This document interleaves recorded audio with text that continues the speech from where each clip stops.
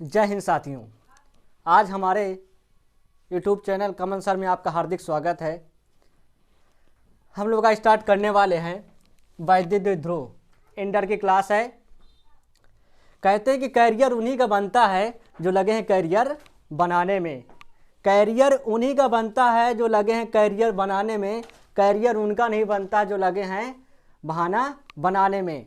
तो जो लोग बहाना बनाते हैं कि आज से नहीं कल से पढ़ेंगे, कल से नहीं आज से ही पढ़ना स्टार्ट करिए, आज से ही पढ़ना स्टार्ट करिए। आपके माँ बाप के सपनों को आपके सिवा कोई पूरा नहीं कर सकता है। चलिए आज स्टार्ट कर रहे हैं वैद्युत द्विध्रुव। वैद्युत द्विध्रुव होता क्या है? वैद्युत द्विध्रुव एक ऐसा निकाय है जिसमें दो आवेश होते हैं, दो कुछ ही दूरी पर बने होते हैं, कुछ ही दूरी पर स्थित होते हैं और अल्प दूरी पर होते हैं। वैद्युत द्विध्रुव एक ऐसा सिस्टम है, एक ऐसा निकाय है जो कुछ दूरी पर स्थित होते हैं, लेकिन जो आवेश होते हैं कैसे आवेश होते हैं? विपरीत प्रकार के आवेश होते हैं। वो क्या कहलाता है? वैद्युत ध्रुव कहलाता है। लेकिन किसी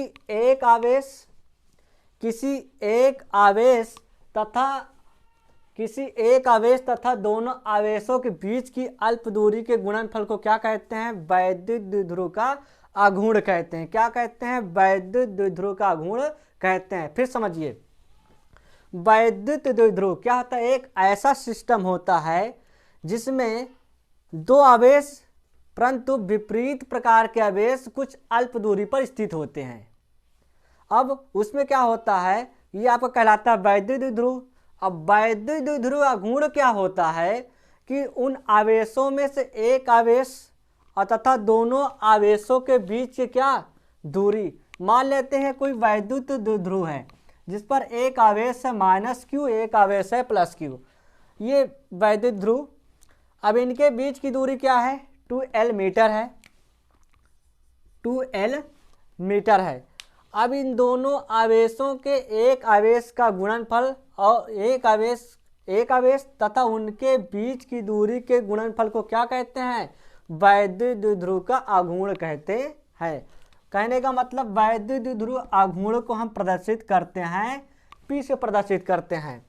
अब उनके किसी एक आवेश, दो आवेशों में से किसी एक आवेश, चलिए Q ले लेते हैं, उन दोनों के बीच की दूरी को क्या कहते हैं? वैद्युत द्विध्रुव का आघूर्ण कहते हैं, 2QL। ये हो गया। अगर पूछता है कि वैद्युत द्विध्रुव का आघूर्ण किसे कहते हैं, तो किसी एक आवेश तथा उन आवेशों के बीच की दूरी के गुणनफल को क्या कहते हैं? वैद्युत द्विध्रुव का आघूर्ण कहते हैं। ये इंटर की एग्जाम में बहुत बार पूछा जाता है कि वैद्युत द्विध्रुव क्या होता है या वैद्युत द्विध्रुव आघूर्ण क्या होता है। तो वैद्युत द्विध्रुव जो होता है यह एक प्रकार का ऐसा सिस्टम है, एक प्रकार का एक ऐसा निकाय है जो दो आवेश कुछ अल्प दूरी पर स्थित होते हैं, लेकिन दोनों आवेश किस प्रकार के होंगे? विपरीत प्रकार के आवेश होंगे। मतलब एक आपका धनात्मक होगा तो एक प्रकार क्या होगा? ऋणात्मक होगा। जैसे ये आवेश मान लेते हैं -q आवेश और ये +q आवेश है। इन दोनों के आवेशों का एक आवेश ले लीजिए, मान लेते हैं हम एक आवेश ले लिया, और इन दोनों के गुणनफल को, ये इनके बीच की दूरी हम ले लिए क्या? 2L। इन दोनों के गुणनफल को क्या कहते हैं? वैद्युत द्विध्रुव का आघूर्ण कहते हैं। चलिए ये बन गया। इसके मात्रक की बात करते हैं तो इसका मात्रक होता है कूलाम मीटर। क्या होता है मात्रक? Coulomb metre. अब ये आपका कैसी राशि है? सदिश राशि है। कैसी राशि है? वैद्युत द्विध्रुव आघूर्ण एक सदिश राशि है। और क्या होता है इसमें? इसकी जो दिशा होगी कि ऋणात्मक आवेश से धनात्मक आवेश की ओर दिशा होती है। किस तरफ होती है? ऋणात्मक आवेश से धनात्मक आवेश की ओर होती है। उदाहरण के लिए लेते हैं कि जैसे मान लेते हैं क्या होता है? H2O, मीथेन, ये क्या है कि ये वैद्युत आघूर्ण होते हैं। ठीक है। और प्रत्येक अणु में क्या होते हैं, प्रत्येक अणु में क्या होता है कि 2 या 2 से अधिक परमाणु होते हैं। और इस परमाणु का नाभिक जो होता है वो धनात्मक होता है और जो इलेक्ट्रॉन होता है वो क्या होता है, ऋणात्मक होता है। ये कई बार ऐसे स्थित होते हैं कि एक तरफ तो धनात्मक आवेश होता है, एक तरफ क्या होता है, ऋणात्मक होता है।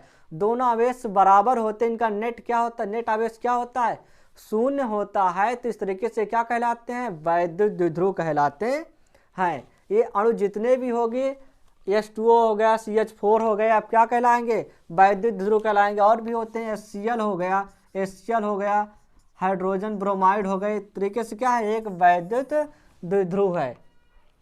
अब वैद्युत द्विध्रुव के कारण हम वैद्युत क्षेत्र की तीव्रता ज्ञात करेंगे। अब वैद्युत क्षेत्र की तीव्रता हम 2 प्रकार से ज्ञात कर सकते हैं, एक होता है निरक्षीय स्थिति, एक होता है अक्षीय स्थिति। हम पहले इसमें चर्चा करेंगे कि अच्छी स्थिति क्या होती है। आधार पर वैद्युत क्षेत्र की तीव्रता ज्ञात करेंगे। 2 तरीका बताया गया वैद्युत क्षेत्र की तीव्रता ज्ञात करने का, एक अच्छी स्थिति होता है, एक निरक्षीय स्थिति होता है। तो इसमें से हम बात करेंगे कौन सी स्थिति की, अच्छी स्थिति की बात करेंगे। देखिए जीवन में होता क्या है, आपके सपने को कोई और पूरा करने नहीं आएगा, आपको पूरा करना है। आपके माता पिता के सपनों को आपको ही पूरा करना है, अपना सपना खुद ही पूरा करना है। तो लग जाओ, लगा दो जोर, जितनी तुम्हारे पास जुनून है, शक्ति है, लगा दो इस परीक्षा में। आपका परिणाम बोलेगा कि आप हैं क्या, आपकी क्वालिटी क्या है। चलिए स्टार्ट करते हैं। वैद्युत द्विध्रुव की अच्छी स्थिति में किसी बिंदु पर वैद्युत क्षेत्र की तीव्रता ज्ञात करेंगे। स्थिति एक मतलब ऐसे स्थिति में रखा हुआ है, मान लेते हैं ये आपका वैद्युत द्विध्रुव रखा हुआ है, यहाँ एक ऐसे परावैद्युतांक माध्यम में रखा हुआ है, परावैद्युतांक माध्यम के में रखा हुआ है। कैसा माध्यम, परावैद्युतांक माध्यम के में रखा हुआ है। अब क्या है, मान लेते हैं ये वैद्युत द्विध्रुव है ए बी, इन पर आवेश है -q आवेश है और +q आवेश है। इसकी पूरी दूरी है 2L मीटर। कितना है, 2L मीटर है। लेकिन हम इसको बांट दिया, मध्य बिंदु कर दिया, आधे आधे पर से बांट दिया। यहाँ से यहाँ O से A तक की दूरी है L, B से O तक की दूरी है L, L हो गया। और हम मान लेते हैं यहाँ से यहाँ तक की दूरी, बिंदु P तक की दूरी कितना है, R है। बिंदु O से P तक की दूरी कितना है, R है। हमें इस बिंदु पर वैद्युत क्षेत्र की तीव्रता ज्ञात करनी है। आपको ही जो इसमें भाषाएं भरनी होती हैं, इन भाषाओं को भरने का प्रयास आपको ही करना है, आपको ही सीखना है, क्योंकि अब एग्जाम टाइम नज़दीक आ गया है। कैसे लिखेंगे, मान लेते हैं माना एक AB एक क्या है, वैद्युत द्विध्रुव है जो परावैद्युतांक माध्यम के में रखा हुआ है, जिस पर आवेश -q आवेश और +q आवेश है। इन आवेशों की अल्प दूरी कितना है, 2L है। अब हम मान लेते हैं इससे कुछ दूरी पर बिंदु P है, जिस पर उत्पन्न वैद्युत क्षेत्र की तीव्रताएं क्या है, E1 और E2 है। और इस बिंदु P पर हमें वैद्युत क्षेत्र की तीव्रता ज्ञात करनी है। अब हम पहले निकाल लेते हैं बिंदु P से +q तक की दूरी, बिंदु P से +q आवेश तक की दूरी कितना हो जाएगी, यहाँ से यहाँ तक की दूरी है, बिंदु P से बिंदु O तक का है R। हमें कहाँ से कहाँ तक चाहिए, बिंदु P से लेकर ये बिंदु B तक चाहिए। तो इतनी दूरी तो बढ़ रही है। अगर इतनी दूरी बढ़ रही है तो क्या कर देंगे, R में से इसको माइनस कर लेंगे। तो क्या हो जाएगा, R - L मीटर। अब निकाल लेते हैं बिंदु P से -q आवेश तक की दूरी, बिंदु P से माइनस क्यू आवेश तक की दूरी क्या हो जाएगी, यहाँ से लेकर के यहाँ तक की दूरी r है, यहाँ तक बचिए कितना है, l है, तो जोड़ दीजिए r प्लस l मीटर। तो हम सबसे पहले निकालेंगे कि प्लस q के कारण उत्पन्न वैद्युत क्षेत्र की तीव्रता। वैद्युत क्षेत्र की तीव्रता कैसे निकालेंगे, पीछे वैद्युत क्षेत्र की तीव्रताएं ज्ञात कर चुके हैं। E बराबर 1/4 पाई एप्सिलॉन 0 Q अपान R स्क्वायर, ये होता है फार्मूला। हम चलिए पहले निकाल लेते हैं कि E1 प्लस क्यू आवेश के कारण उत्पन्न बिंदु P पर वैद्युत क्षेत्र की तीव्रता क्या हो जाएगी। E1 बराबर 1/4 पाई एप्सिलॉन के क्यू अपान, अब इनके बीच की दूरी कितना है, यहाँ से लेकर के यहाँ तक की दूरी कितना निकाले हैं, r माइनस एल, तो हो जाएगा r माइनस एल का कितना होल स्क्वायर। समीकरण नंबर 1। और इसकी दिशा किस तरफ होगी, इसकी दिशा होगी बीपी दिशा में। इस वैद्युत क्षेत्र की तीव्रता की दिशा किस तरफ होगी, बीपी। अब निकाल लेंगे, कहते हैं E2 माइनस क्यू आवेश के कारण उत्पन्न वैद्युत क्षेत्र की तीव्रता बिंदु P पर जो उत्पन्न हो रही है E2, इसको निकालेंगे। E2 क्या हो जाएगा, E2 हो जाएगा 1/4 पाई एप्सिलॉन 0 के Q अपान, यहाँ से यहाँ तक की दूरी कितना है, R प्लस L का होल स्क्वायर। समीकरण नंबर 2। अब हम निकाल लेते हैं दोनों वैद्युत क्षेत्र की तीव्रताओं के परिणामी वैद्युत क्षेत्र की तीव्रता। परिणामी वैद्युत क्षेत्र की तीव्रता निकाल मान लेते हैं क्या, परिणामी वैद्युत क्षेत्र की तीव्रता E है, तो हम क्या कर देंगे, E1 में से E2 के क्या कर लेंगे, घटा लेंगे। चलिए यहाँ तक बात समझ में आए ना, नहीं कह रहे कि आप गुरुजी समझ में आई नहीं बात, फिर समझ लीजिए। आपको ये भाषा भरनी होगी, आपको ये दूरी ज्ञान, प्लस क्यू से बिंदु P तक की दूरी क्या हो जाएगी, R माइनस एल हो जाएगी, और बिंदु P से यहाँ तक की बिंदु A तक मतलब माइनस क्यू आवेश तक की दूरी क्या हो जाएगी, R प्लस एल हो जाएगी। अब हम जानते हैं कि वैद्युत क्षेत्र की फार्मूला क्या है, तो 1/4 पाई एप्सिलॉन 0 के Q अपान R स्क्वायर होता है, तो उसी में हमने ये रख लिया। हम निकाल लेते हैं परिणामी वैद्युत क्षेत्र की तीव्रता।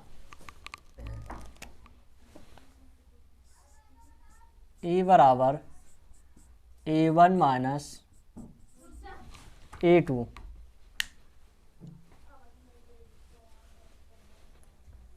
रख लेते हैं इसी में। E बराबर 1/4 पाई एप्सिलॉन 0 के Q अपान R माइनस एल का whole square, minus 1/4 pi epsilon 0 के इंटू Q अपान R प्लस एल का होल स्क्वायर। चलिए इन दोनों में कॉमन क्या है, इन दोनों में कॉमन है Q अपान 4 पाई एप्सिलॉन 0 के, बचा क्या 1/R माइनस एल का whole square minus 1/R plus L का होल स्क्वायर। चलिए अब इसका एलसीएम ले लेते हैं, क्या हो जाएगा 4 पाई एप्सिलॉन 0 के, इसका एलसीएम हो जाएगा R माइनस एल का whole square R plus L का होल स्क्वायर। इससे भाग करेंगे तो ये कट जाएगा, बचेगा ये, तो हो जाएगा R प्लस एल का होल स्क्वायर माइनस, इससे भाग करेंगे कट जाएगा ये, बचेगा ये, तो हो जाएगा R माइनस एल का होल स्क्वायर। चलिए और सॉल्व कर लेते हैं इसको। Q upon 4 pi epsilon 0 into K, चलिए इसको तोड़ लीजिए। a प्लस बी का whole square, a square plus b square plus a plus b, minus कोष्टक बाहर है, माइनस के चिन्ह है, तो जब कोष्टक तोड़ेंगे तो अंदर चिन्ह क्या हो जाएगा, बदल जाएगा। तो हो जाएगा R square minus L square, यहाँ माइनस होगा तो यहाँ क्या हो जाना चाहिए, प्लस होगा, 2RL।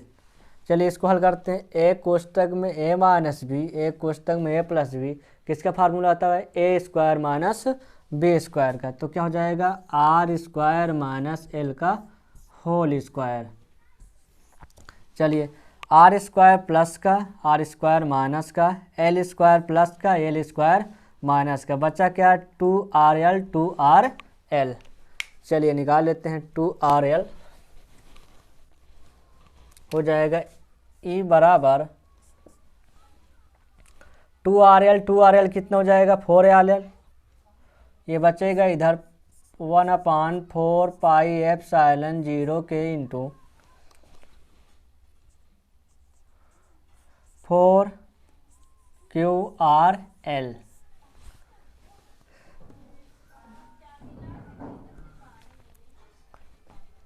यहाँ एल स्क्वायर आर से इतना छोटा है कि हम एल को क्या कर लेंगे, सूक्ष्म मान लेंगे और एल को क्या कर देंगे, छोड़ देंगे। तो क्या हो जाएगा, आर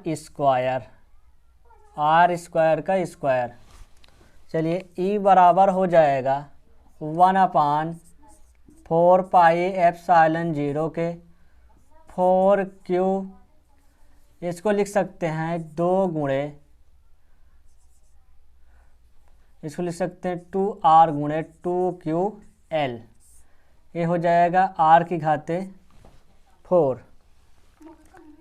एक R से एक R कट जाएगा। ये क्या है, 2QL, यही है वैद्युत द्विध्रुव आघूर्ण। 1/4 पाई एप्सिलॉन 0 के हो जाएगा 2P/R3। यहाँ R से एक R कट गया। ये क्या है, 2QL। 2QL अभी निकाल चुके हैं, क्या वैद्युत द्विध्रुव आघूर्ण है। चलिए मतलब इसकी जगह हम क्या रख सकते हैं, P रख सकते हैं। तो E बराबर हो जाएगा 1/4 पाई एप्सिलॉन 0 इंटू के, हो जाएगा 2P/R3। अब K का मान एक रख सकते हैं निर्वात अथवा वायु के लिए। तो हो जाएगा E बराबर 1/4 पाई एप्सिलॉन 0 2PR3। यही क्या है, अच्छी स्थिति में, वैद्युत ध्रुव की अच्छी स्थिति में किसी बिंदु पर, मतलब बिंदु P पर वैद्युत क्षेत्र की तीव्रता, इसका मात्रक क्या होगा, इसका मात्रक होगा न्यूटन प्रति कूलाम। इसका मात्रक होगा न्यूटन प्रति कूलाम। तो हमारे आज का सेशन समझ में